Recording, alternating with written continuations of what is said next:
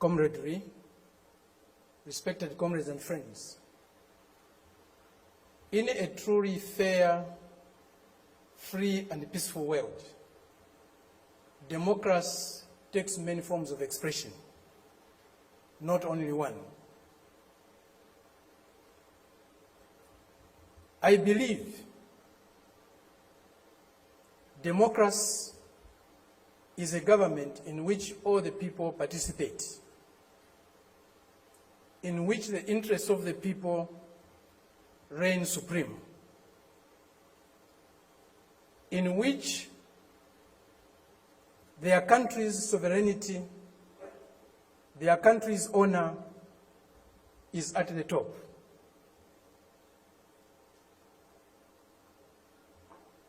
It seems that this month is a month of democracy discourse in the world.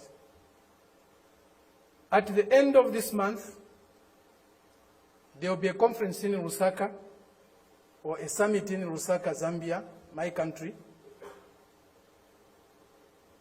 led by the United States. They have come to Southern Africa to teach us democracy. A country that was opposed to our liberation, a country that supported colonial regimes,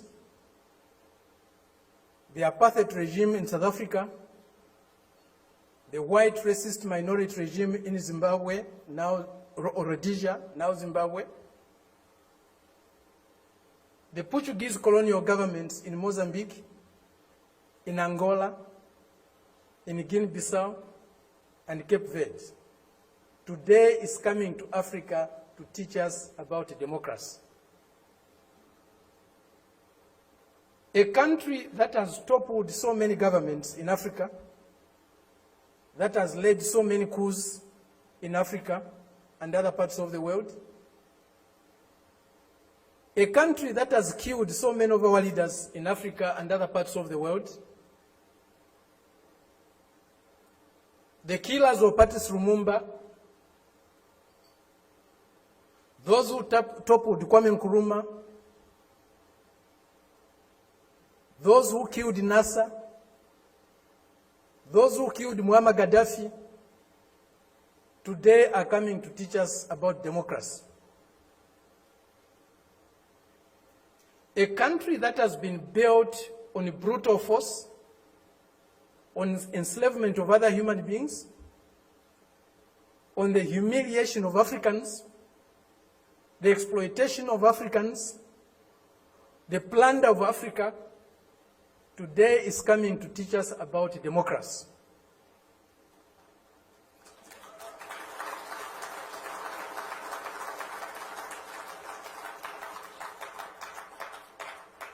That's the arrogance, the imperialist arrogance, the racist arrogance that we are subjected to.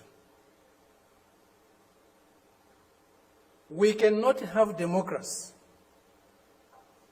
where there is hegemony of the strongest, mightiest imperialist power. We cannot have democracy where a country's resources, a country's decisions are dictated to by another country. A country that is dominated by another country cannot be democratic. A country that lacks sovereignty cannot be democratic. A people that cannot decide for themselves cannot be democratic. A colony, a neo-colony cannot be democratic. That's why today, even at the United Nations, membership is on the basis of sovereignty. Only sovereign nations can be members of the United Nations, because only sovereign nations can decide for themselves. A colony cannot be a member of the United Nations.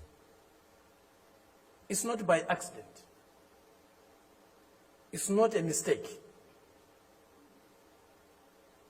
If you have no respect for the dignity of others, If you have no respect for the sovereignty of other countries, you cannot claim to be a champion of democracy. They used to say, all roads lead to Rome. Today, we can confidently say, all roads to progress, all roads to what is better for humanity lead to Beijing.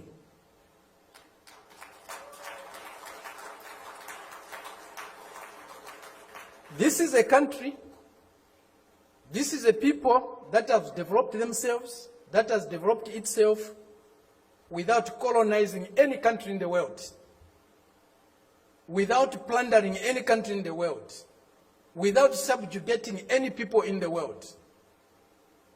This is a country that is developing with maximum respect for others, for their history, for their cultures, and recognizes the diversity that is there in civilization. We were only taught one form of civilization, one form of modernization. That was the Western way. Westernness was a measure of how civilized, how modern you are. We reject that. We reject it because it's not correct. We reject it because it's undemocratic. We reject it because it's uncivilized to think of the world and of other people in that way. Today, they cannot accept the fact that China has caught up with them. China is about to surpass them in many areas of human endeavor. The imperialist arrogance is inhibiting them from accepting that reality. The racist arrogance is inhibiting them from accepting that reality. But the world is changing. The changes we are witnessing today, as President Xi said in Moscow recently, or the other day, they have never been seen in 100 years. They have shaped a world that they themselves today are scared of. And they have shaped a world that is not sustainable. Democracy, human development is not sustainable on the basis of plunder, on the basis of enslavement, on the basis of humiliating other people every day. That is a system we are seeing today, a system that will not survive if plunder is eliminated, if subjugation of other peoples, other nations is eliminated, if inequality in the world is eliminated. That system will disappear. The only system that you can survive and can endure for long is a system that is based on mutual benefit, win-win relationships, mutual respect for others, accommodation and tolerance of others, and fraternal love for all humanity. This is what we find in China today. This is what China's example is showing us. Indeed, all paths are different. There's no path that is the same, even if they are leading to the same destination. Each path has got its own characteristics. We are seeing that, we are learning that, we are experiencing that today with China.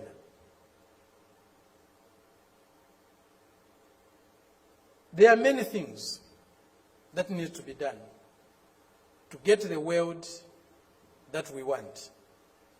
A more just, a more fair, a more peaceful world is possible, but it won't drop from the skies. We have to struggle for it. And as Fidel said, if we struggle, we'll win. Thank you very much.